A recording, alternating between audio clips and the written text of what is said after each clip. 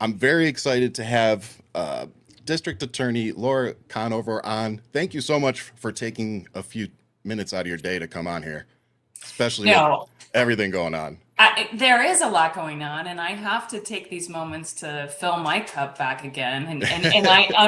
I'm on my lunch hour, right? So I get Oh my to, God, really? right? Oh yeah, so I get to take, I get to take the Pima County attorney hat off and talk a little politics as well, I which is love it. nice. It's great to Yeah. be here. But I want to talk mainly about your politics. And for those of you who are watching or listening, the reason I'm bringing her on is because of some of the things she's doing that we're going to talk about. And since Brian gave me his microphone for the week, I figure I'd use it selfishly for some of the people in my state. So here we go. Laura Conover is the current Pima County attorney, a lifelong Democrat and Tucsonan who was elected in 2020 at the peak of the COVID-19 pandemic and the crime spike that it caused. She was reelected in 2024 by the people of Tucson. She has since shown true leadership in high profile cases, most recently reaffirming Pima County's Attorney Office's commitment to prosecute a complex murder and aggravated assault case despite federal hold, demonstrating her dedication to victims' rights. So, the other thing I found interesting about your bio is your brother. So, you're not the only one that Right. is in public service. Your brother is also a specialized, non-uniformed mental health professional who Right. works with, is it Tucson? He works with Tucson Police Department? Right. He is now, I would say he's like a 22-year Oh, sergeant wow. now with the Tucson Police Department, but he was there at the first stage of founding the non-uniformed co-responder model, right, where they're showing up with hopefully 99% of the time social workers, Yeah. behavioral health care workers, right? It's a medical team, and it's grown a lot, which is good. And Yes. yeah, so he's the better sibling. Mama, yeah, mama raised us both. He's, I don't know and about that. yeah, Yeah, but that's funny. No, I don't know because I know we've followed each other for a while now on yeah, social media and whatnot, but I don't talk a ton on there about being bipolar. I definitely advocate mental health, and I've gotten a lot more open about it lately, just because so many people are struggling with it. And, yes, while mine may be genetic based, a lot of it can be based off of our surroundings and our environment. And with the absolutely. politics and the wars and the, budgets and grocery prices and gas, it's like, yeah, I'm sure a lot of people are dealing with the same things. So I feel like, coming out and just being a voice out here and saying, hey, you're not alone. I suffer with it too. I got to deal with it every day. I take handfuls of pills and morning and night. It's just, that's my life now. But so to have people out there that actually care and literally dedicate their life to showing up what would be our worst times, our worst moments, right? Like if Yep. you're getting a phone call about me, there's a good chance I'm probably, you know, I need some help. Right. So I really appreciate his service, and I just want to tell a quick story to you because I Yeah, said I might have met him, but I met the Pima County Sheriff, so it might have been, I think it was a different person maybe, it could have but been, right. yeah, but I think I had a mental health check called on me, but it wasn't legit. So, they called to the house. Pima County Sheriff and a mental health professional showed up. A lot of you had already heard this story, but long story short, they hadn't seen the video in question. Once I showed it to them, they just shook my hand. They're like, "Have a nice day." Like it was as good of a encounter as it could be, But what? You were ironically like doing a PSA about mental health, Yeah, and then some jerk takes a clip and harasses you with it. and then the best Unbelievable. part is when I got the restraining order on the kids, I called up Pima County Sheriff and they wanted to help me. Like they wanted to give me the That's awesome. information. And I asked him, I said, is there any way to tell who called that mental health check in? And like I heard the dude like type and he's like, let me look. Da, da, da, da, da, da. And he's like, oh man. And I go, what? And he goes, they did it through an anonymous organization in Arizona. And I'm like, dang it. But it Yeah. was like they wanted to help. Like they wanted to help me figure out like who's wasting our resources? Like who's Right. sending us there for no good reason? Because that's Right. what I would Right. assume they're mad about. Because there's somebody on the other side of town that may actually need somebody. That's what A bothered hundred me. percent, right? Like the need is huge. And my brother's unit started out as him and a partner, right? I mean, in Yeah, the just earliest two of them. days, like a little over a decade ago, and now it's robust. Yeah. And I get to come be a guest lecturer 3, sometimes 4 times a year, where officers across the region dedicate a whole week, a full 40 hours to crisis intervention training, to like Oh, wow. de-escalation work. It's a beautiful thing. But I want to say, Ryan, that I appreciate you and your willingness to talk about this. My Yeah. brother says, we have to teach that our feelings are mentionable and manageable. We have to normalize taking care of all parts of our health. And Physical and mental. Ryan, I've been honest. I've tried to be brave. That I was 6 months into the job in 2021. It was the height of COVID. We were trying to get vaccinated, and Yeah. every single Monday we were running this thing called a homicide panel to dig out from this huge, terrible backlog going back to 2017. So every Monday was filled with nothing but me viewing the worst homicides in our community. And it took me And then six here, go have months lunch. Yeah. to pull my head out of where, Yeah. and to listen to my mama, and go get some counseling on the tools I can use to Yes. literally make sure I'm caring for my health while I'm doing the most painful, serious work.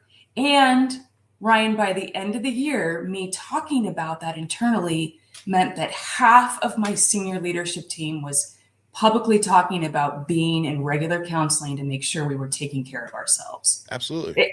We have to set that example, right? Well, We have to.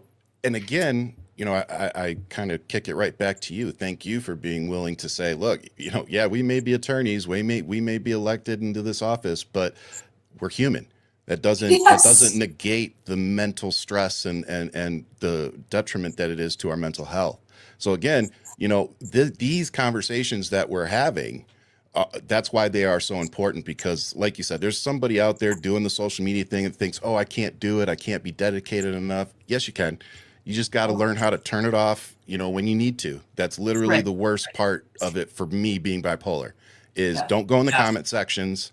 Don't go down that rabbit hole. Post what you want. The people that support you Right. will be there, Right. and let everybody else kind of fight it out in the comments. And that's just Right. kind of, it took me 5 years to get there, but that's Well, what I had to do to yeah. kind of protect my daily mental health and still be able to put the phone down and go play with the kids, go coach soccer, go Right. whatever. Because like you said, why it may not be the same. I'm definitely not saying that, whether you're reviewing murder cases, which I would assume is reviewing photos and things like that, you have to live with that. And it's the same with emotional ups and downs. It's just, you Right. can't Right. control it, but you got to deal with it. And Right. it's your job. You got to deal with it. You can't shield away from it. So you have to find that, what's the right phrase? That positive outlet Right. that Right. you can have. Because us as Tucsonans, I want my district attorneys, I want them to be in good mental health and taking care of Right. themselves, getting sleep. You know what That's I right. mean? That's Because right. your job is that important. Because to me, and I'll transition that into the first talking point, because one of the things that I love about your platform is that you're prioritizing recovery over punishment. Right. And that simple phrase, again, for somebody, for me, being bipolar, mental health, and knowing that people have literally tried to get me flagged, to take my guns away and all kinds of weird stuff, just to know that I could end up on your docket one day, whether it's willingly or unwillingly. Right. Right. So to see somebody that is willing to acknowledge those things, and not only just acknowledge them, but put programs in place to actually help us stay out of trouble or find our way out, which, I thought was always the goal. If we're going to send people to prison or jail or whatever, we're just going to punish them for the rest of their life when they're out and not let them get jobs. That doesn't make sense. That's not going to lower crime either. No, not at all. And your budget, should speak to it as well. And like people say, a budget is a moral document, and Reflection, and yeah. Yeah, and it speaks I to, never really thought of it like that. yeah, what our priorities are, right? Yeah. And first and foremost, as you've said, it's humanitarian, right? Mm, To the extent that it is clear that really illness and illness alone, whether it's substance use disorder or mental health, is bringing you into the criminal justice system. yes. The only person harmed is the person we're looking at. Yeah. We've Usually. Yeah, right. And in those cases, we have got to responsibly and with good care pivot them right back out of the system on these non-violent, non-victim cases, right back Very into important distinction. into the medical and behavioral health realm where they should be. And Yep. we've taken massive steps to do that. But it's also, as you say, I always have to say too, it's also being responsible to as fiduciaries of Yes. the taxpayer dollar, Yep. right? I mean, we went decades of having the most expensive system in the world and being the number one incarcerator in the world, as if Americans are the most evil in the whole world. And it was because we were literally imprisoning and incarcerating people who were ill. Yep. Instead, we were doing prison instead of hospital. Yep. And we have to be smarter than that. And it's got to be the path forward. And for the last 6 years, there's a 38% 38% record, not just COVID, it's been sustained, of not placing felony convictions and incarcerating people whose only infraction is their own substance use disorder or mental health. Yeah. They can't get out of their own way. That's right. That's right. And if you don't, prison is not a hospital. Prison is not full of the right kinds of experts to help people who are ill. Yeah. We want to get at to the root cause and help a person not ever return, if they can, to the criminal justice system. And that's how we reduce our crime rate. It's funny because I tell people all the time, I'm not in therapy all the time. Like I have periods where I'm good. Like I don't, and to me, because I'm in the VA system too, I'm a little more like mindful of, using up resources that, maybe I don't necessarily need right then. But the bad thing with the VA is sometimes when you remove yourself, and you don't go in for a while, you got to start the whole process over. And it takes like 6 to 8 months sometimes, just to get to a doctor. Yeah, last time it was 6 months. Like, no kidding.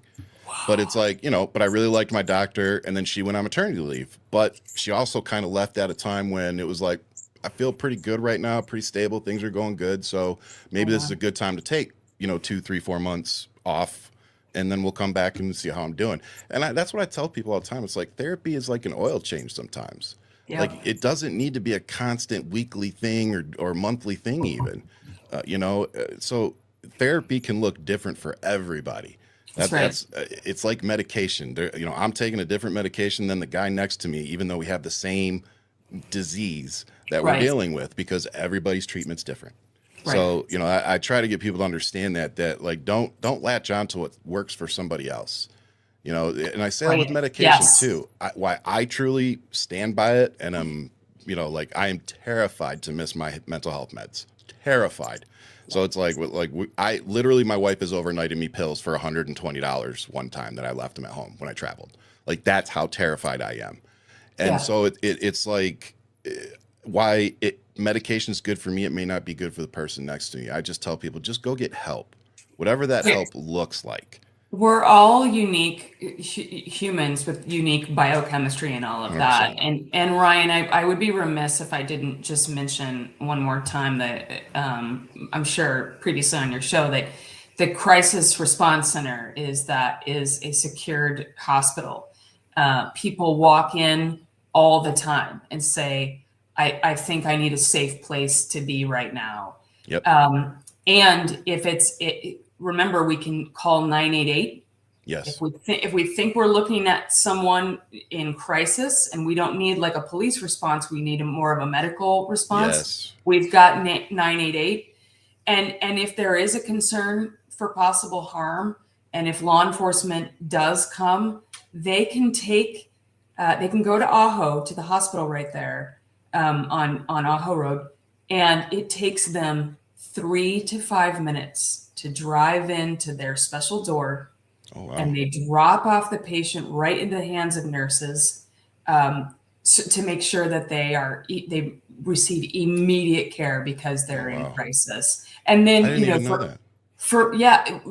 So I talk about it a lot, and for that reason, and as the top law enforcement leader for the county, what I preach is that we also get our law enforcement 3 to 5 minutes. They get water bottles and a snack. Obviously, you can see I've done a bunch of ride-alongs, and then they're right back on the beat to try to deal with crime. Right. So again, we have all these amazing methods that we're using to try to separate health, medical, behavioral health needs away from the criminal justice system for all outstanding benefits. They really are two different things. Totally. You know, and you can see, and again, I'm not trashing cops. I say this all the time. I wouldn't want the job. Like walking up to cars with windows tinted and up. No, I'm good. I don't need that kind of anxiety. You know, Right. so I mean, I'm not hating on it, you know, but we've seen so many videos, you know, where it is kind of like handled the wrong way. That it's just clear that either they overreacted or they didn't know how to handle that mental health crisis. Right. And it's like, those are the ones where it's like, oh God, like, yeah, we could have done better there. Like we could have a better process. So with that, what programs have you initiated or established that directly help? Because you were talking about percentages. You've also decreased the homicide rate quite a bit, I believe. What? Tell me that percentage. Right. So going back a moment to what we were talking about before, what I'm really proud of is our steps court, which is pre-indictment. And so what I just want to say there for our audience listening in is that if a grand jury indicts you, I can give you diversion. And I've got 8 different diversion programs, and that's important for more serious cases. But in 2026, once a grand jury has indicted you, even if you never end up with a conviction, you've got paper on you. Yeah. And as we said, we want people to recover, and then we want them to be employed. We want them to be housed. We want them to be able to go back to school if that's the right, you know. And you can't do any of that so often with a felony conviction, right? You're so limited. So we've moved the dial, you know, you're sort of on a pendulum. We've moved into pre-indictment, where we are moving fast enough that as soon after arrest as possible, where we've identified this is substance use disorder, this is mental health, we're getting them into that court, which is really a pivot straight into services. Instead of the paperwork. We don't indict you. We don't indict you. It's like a way to keep you free from paper, unless and until, you know, you're out there causing harm, and we've got to address you as the system. And the more we do that, Ryan, the more resources and personnel we have to, for example, go right in and address a persistent domestic violence spike, and to get into all the violent crime spike that we had that hit so hard in 2020. Yeah, I would never want to take too much credit, but I will say, yes, I believe our office and our homicide prosecutors partnering with law enforcement, having that think tank every single Monday in the homicide panel was a help. I think we were really good partners to cutting our homicide rate in half. Well, I checked this morning. That's a little check. I do a lot of checks. She checks like the stock market. What percentage have we cut in homicides this week? I know homicides. I'm looking at who's in the jail. I check all my checkables to make sure we're the healthiest. Like, I like hearing that. I know. Yeah. It's because we have to be data driven and solution oriented. Yes. Or we are a criminal justice system built by gut instinct and fear, and I just want to which feel equates better. zero I want checks to and be, balances. Yeah. yeah, I want to be tough on crime, and it'll just make me feel better. Yeah. And that's how we exploded our carceral system and tried to sweep people away, right? Yeah. And we've got to be so much smarter about that. So we are 50% down in homicides from the spike that ended about 2022 finally. And all markers of violent crime are tremendously down in Pima County. We got the overdose rate to plummet. We are a proud distributor of Narcan. We want Narcan to be in everybody's homes and cars, and it is to be proud of for law enforcement and for our office. 100%. Domestic violence remains stubborn, and that's the meeting I'm going into at 1 p.m. We That continue seems to be nationwide. very focused on that. Yep. Yeah. Unfortunately, domestic violence seems to be one of those things that it doesn't care what gender you are, what color you are, what religion you are. No. It seems to affect freaking everybody. Socioeconomic. There's no way to escape the risk. It's out there, and the more we can just continue to be good neighbors, good friends, good colleagues, good family, to be just looking out for each other. And obviously COVID really wrecked that. People were isolated and communities. Yeah. Yep. For sure. And so we got to keep community looking after community. And that's been nice too, is watching the communities rebuild, as crappy as it is that everybody had to do that. Even we got into coaching soccer after, everything kind of calmed down. And it was the same reason, like, man, we've been stuck in the house for like a year and a half, like, because one of our kids has heart conditions. So like we didn't get the shot till we saw 2 cardiologists, and it was like, is this the responsible thing to do? And, so we were just extra precautious, and thank God we have had the ability, and resources to be that cautious. A lot of people were forced to go to work. They were still forced to have to go, do what they got to do. Absolutely. And it was tough to watch, and I think this whole liberal, Democrat, Republican, conservative conversation, like nobody liked watching what was happening. Like people were dying, people's livelihoods were dying. Like we were watching businesses here in Tucson that have been here for 30 plus years close their doors. Yep. Like nobody liked watching that happen. Right. I didn't see anybody taking joy in it. The conversation always was, but are we protecting each other? Are we being good neighbors? And when I saw my neighbor 3 doors down literally drop dead while he was out RVing, and it was from COVID, he was literally fine like 2 days before. Yeah. Started having some issues, and then literally 24 hours he was gone. Yep. And it was just like, okay, this is real. I'm gonna keep my behind at home for a little bit. Right. Yeah. But now we're facing a whole new epidemic, and it's fentanyl. So I guess my question there is, you've kind of already started getting into it, but for me, being a parent of young kids, like that is my fear, because I don't know about you. Well, you're a district attorney. I'll tell my story. As a child, I took things off the street sometimes that I probably shouldn't have, and back then, it's like the 70s. AIDS wasn't there yet, and fentanyl. It's like you can't go buy stuff off the street like you used to and take it, or if buddy gives you a pill, oh, it's aspirin or what. Nope, those days are over. Like you can't trust anything unless it comes from a legitimate source, and that's the scary thing. So I'm just really curious as a parent, like what are we doing, or what are we able to do that we're not doing yet to combat the fentanyl crisis? We've had that talk with our little man, with our boy, about exactly that. About, I think I kind of came up with something about, even if it's your best friend, yes, if you just didn't see, and even if it looks like candy, and that myth has been dispelled a little bit. I appreciate my former partners in the former administration out of DEA dispelling that trick-or-treating Halloween meth, right? Like people are looking for profit.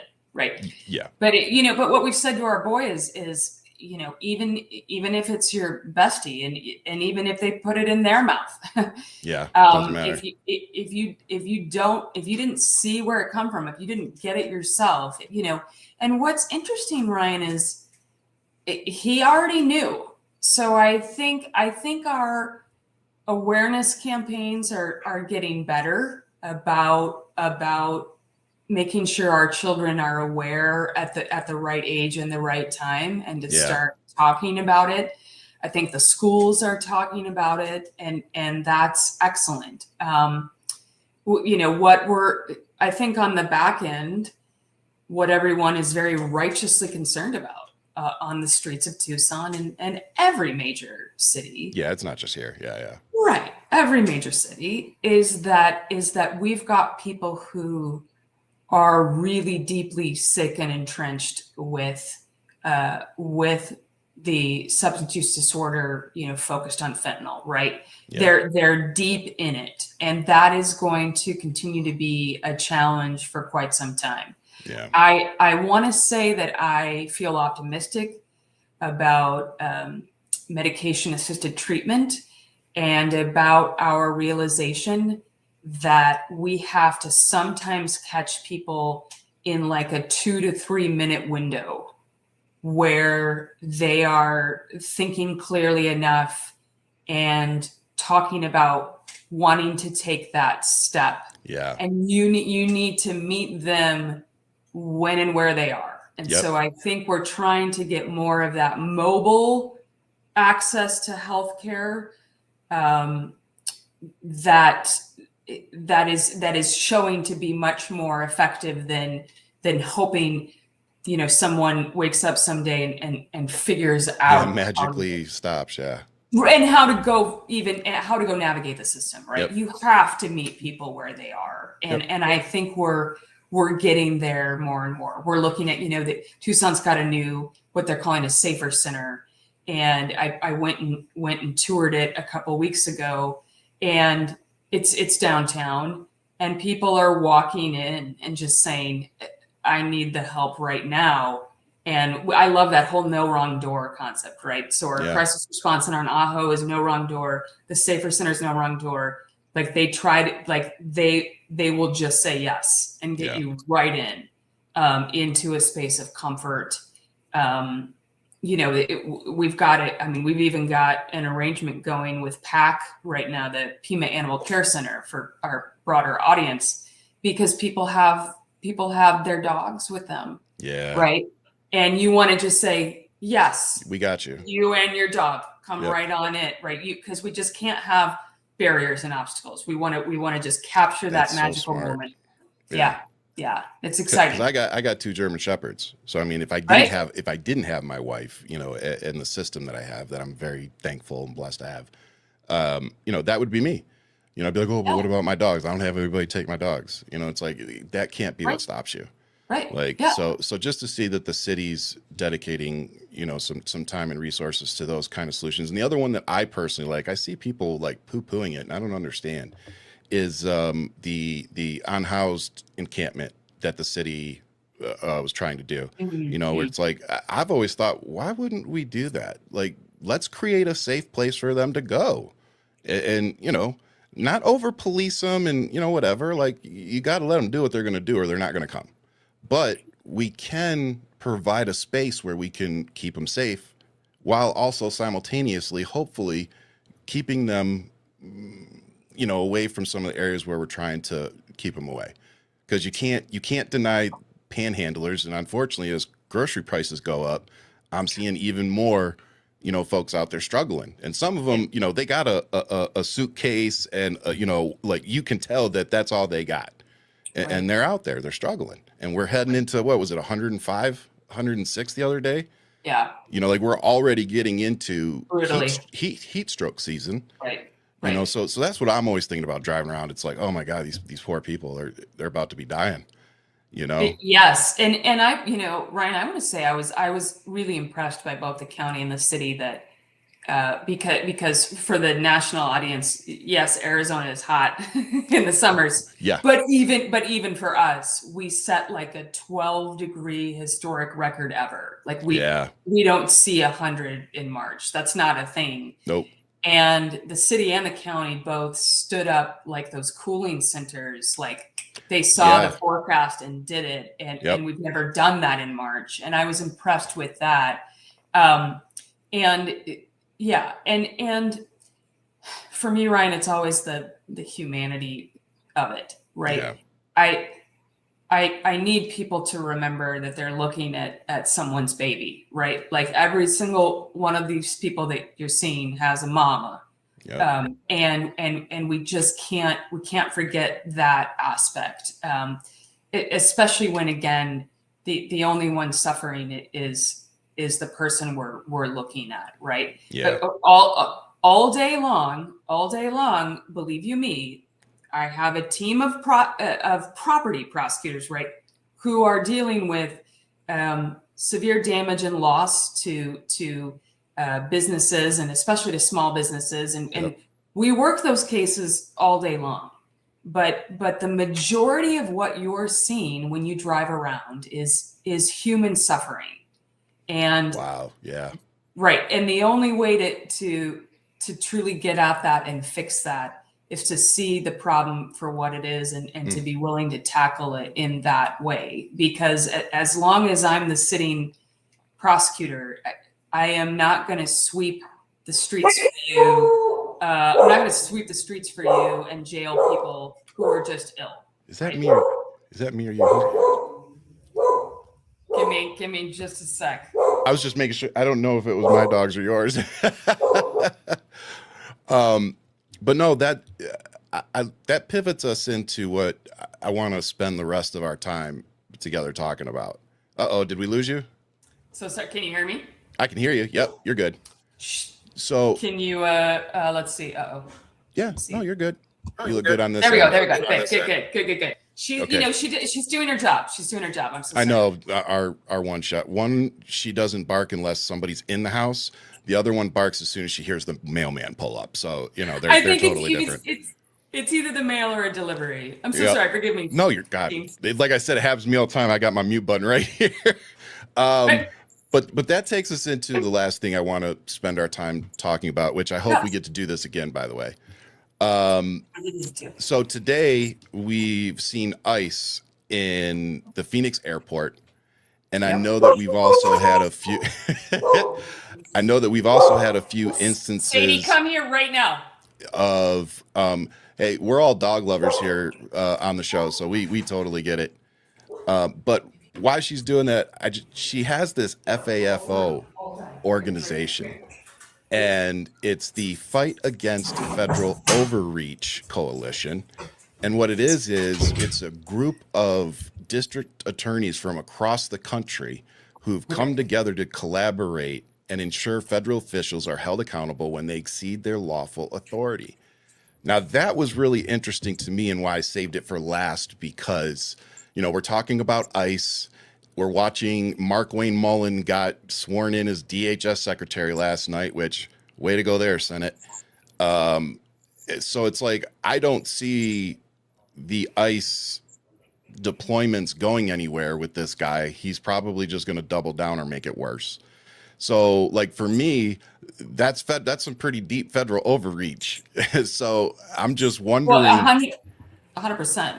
Yeah, I'm wondering I'm wondering what your coalition, like, clearly you have addressed it. So I'm wondering, what are you guys coming up with for how we're going to combat this? Well, Ryan, part of why we're taking it so seriously is that we can study patterns in the past of, when, it was pretty early in my career when DHS got created. And we learned a lot about what will come when you have a massive ramp up like that, or put another way, if you build a prison, if you open an ICE detention center, it's because the powers that be, and often private corporation money, private prison money, is going to fill those beds. That they have legislative plans to do it, right? So we know that we have to prepare because they just signed up, thousands of brand new ICE agents last summer. Yes. And they are making purchase agreements or building agreements for new ICE detention centers. Ryan, I've heard that the number of beds of ICE beds that they are looking to contract for would be more than the entire Federal Bureau of Prisons completely. In other words, we have combined. So in other words, we have X number of federal inmates in prison for committing federal crimes. Okay. And ICE is looking to beat that number. And here's right. And here's the second important piece of that, right? Is that we're looking at reporting now where 80 to 90% of the people swept up by ICE do not have criminal records. We were sold enough American voters were sold that this administration was going to go after the worst of the worst, that they were going to look for, people who have no authority to be here, who are committing crimes and causing harm, and that they would go after that in a targeted way. I didn't buy that because I've been watching my whole career. That is what they are already supposed to be doing. Yeah. And they do that. This is going after people who are here contributing to our community, families, children, elders with no criminal record whatsoever. And the goal behind gathering as the fight against federal overreach, as FAFO, is to be that David versus Goliath, right? One DA in the nation hit by the full force of DHS coming in and sending in masked, we saw it in Minneapolis, sending in masked, unidentified federal agents. One of us can't take it on alone. So we're going to gather, we're going to work together, we're going to be prepared, because you cannot come into our communities and break state law. We don't care what you're wearing or what agency you claim. You cannot come in here and break the law and think that you're not going to be held accountable. It's supposed to be the DOJ, but they've made it clear they're not doing it. They're here to protect those agents. That's more like it. The vice president says, "Oh, you just keep going, federal agents, because you have absolute immunity." That's not true. That's a bill of goods. Please tell us. Yeah, absolutely. It's not true. There's no such thing as absolute immunity. The reasonableness standard is always going to be the law at the end of the day. And they're doing it on purpose to trick, I think, our own people into signing up for this work. They don't train them. They don't give them the skills that they need. They send them away from home to go into a community to work a job they're not. Yeah, it's a deployment for something they have no training on. I don't call that just mismanagement. I call it cruelty. Yep. They're putting them at risk. They're putting our local police at risk. Yes. Friendly fire is a huge problem. Yep. If we have unidentified agencies and mass hoodies chaos with on our streets, all saying, "Yeah, we're ICE." No, exactly. Yeah, you look like a dude in a hoodie to me. You're like, right. And here in Tucson, on a major thoroughfare. Okay, so wherever you are, just think of a huge, east to west artery in your city. For us, it was 22nd. 4 masked agents pull over a car to talk to a family of 4. Up against a sidewalk, where on the other side of the sidewalk is the fence of a playground for 6 and 7-year-olds. First and second graders were on the playground for recess and watched this family of 4 sobbing and weeping pulled out of their car, with the principal begging them to just please move down could you just at least please move down the road? Don't do it in front of the kids. Right, like normal law enforcement might do if, say, there's a traffic accident. It Yep. happens on occasion, right? They move it down the road.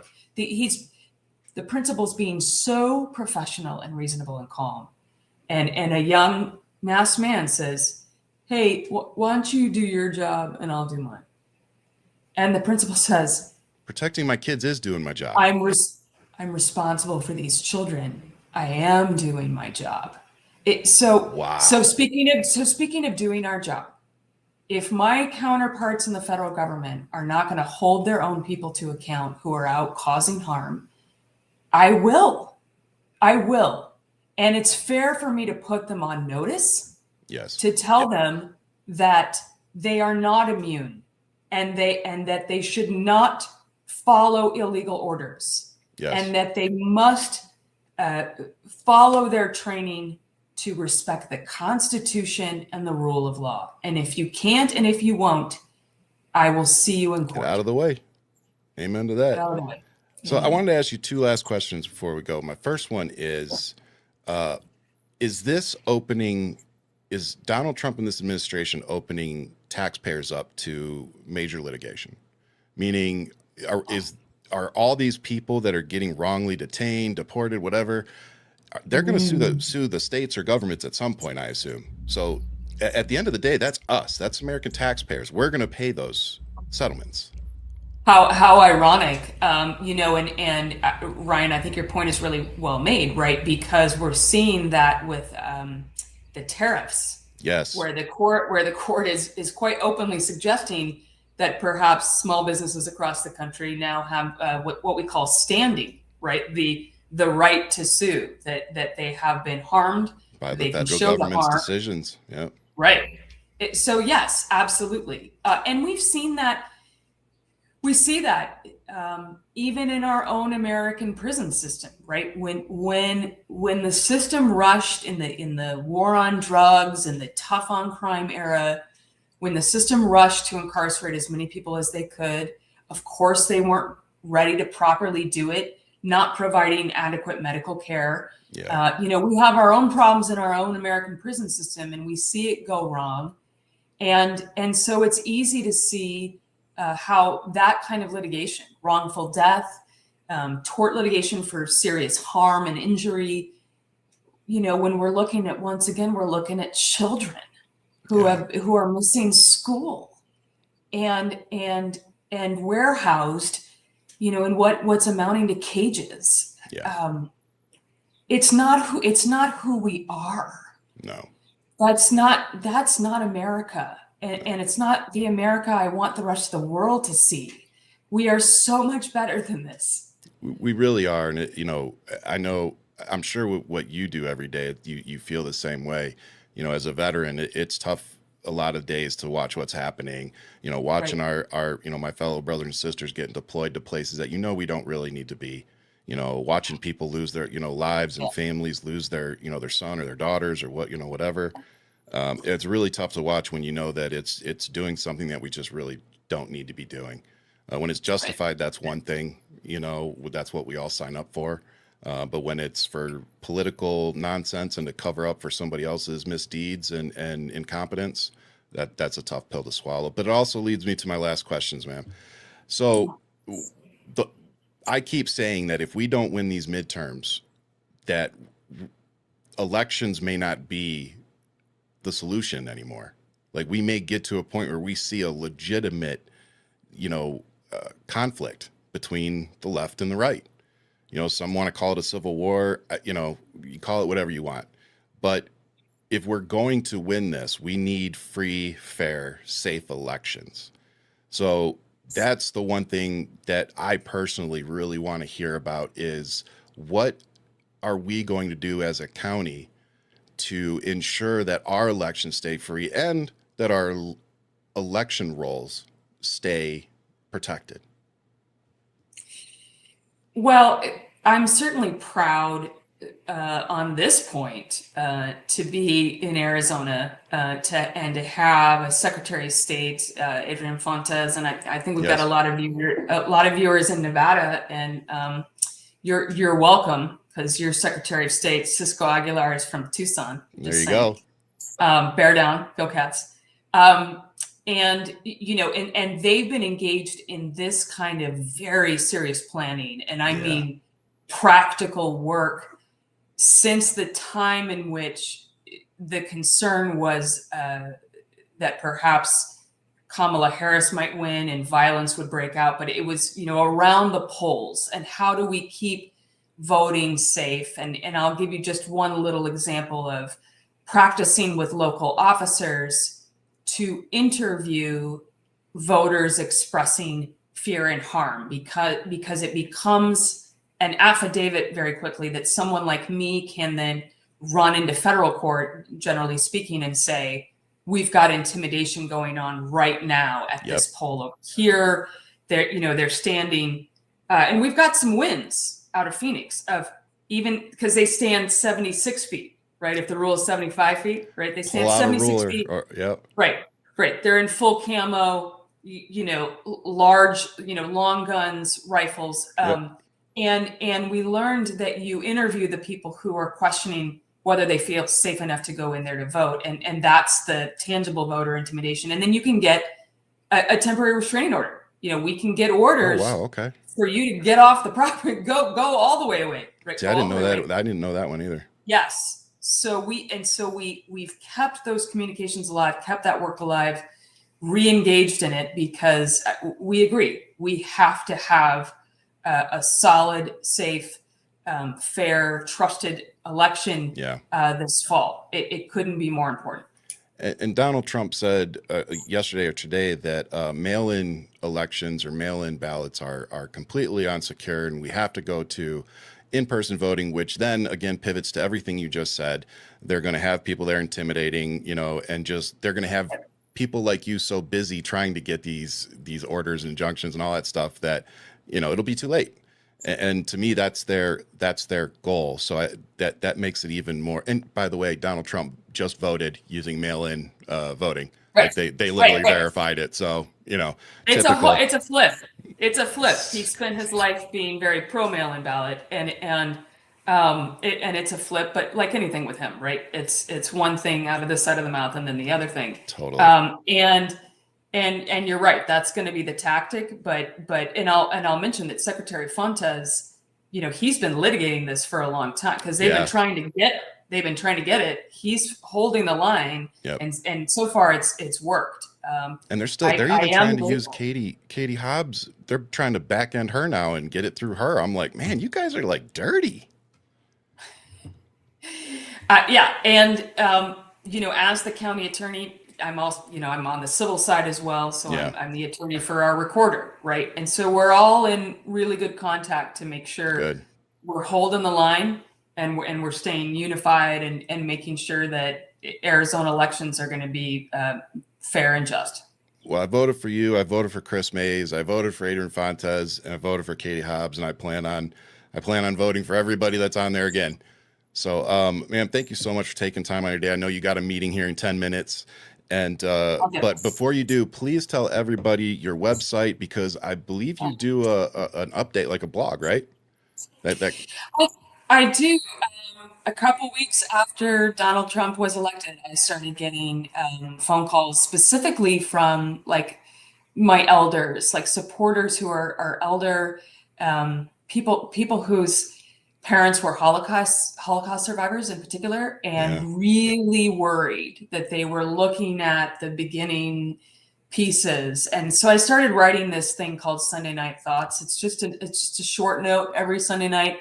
There's no ask, which is nice, and you can go to Laura. Pleasant surprise. I'm not gonna lie. It's a gift. I know it's unique. It's a gift. I just give it out every Sunday night, and you can sign up for that if you want at lauraconover.com. And keep the fight against federal overreach in mind. The more support and the more progressive DAs we can get in across the nation, let's fight together. Absolutely. Ma'am, I look forward to the next conversation, and thank you for everything you do for our city and our county. I really do appreciate you. Thank you so much. Right back at you, sir. Be well. You too. All right, guys, that was our Pima County District Attorney, Laura Conover. As you can see, I don't know if you lost me again, but I'll keep talking. As you can see, amazing person. We're lucky to have her. We got her for another 2 years before she has to run. So she'll be running for re-election in 2028, I believe. But you can always still go send her money because they're always running for re-election. So unfortunately, the district attorneys have to run elections just like the rest of us, and it takes money to win those. But her stuff, just like pretty much every Democrat out there, her campaign merch and whatever has the union bug on it, because when you donate to Democrats, you donate to higher paying jobs, because we use union print shops to print all of our campaign merch and all that stuff. So when you're supporting Democrats, you're supporting other people making good money too. Whereas Republicans use the cheapest printer they can find, and that's why you see 3 times as much of their MAGA nonsense. Hey, did you enjoy that? Good. Then make sure you hit that like and subscribe, and maybe check out some of these other videos.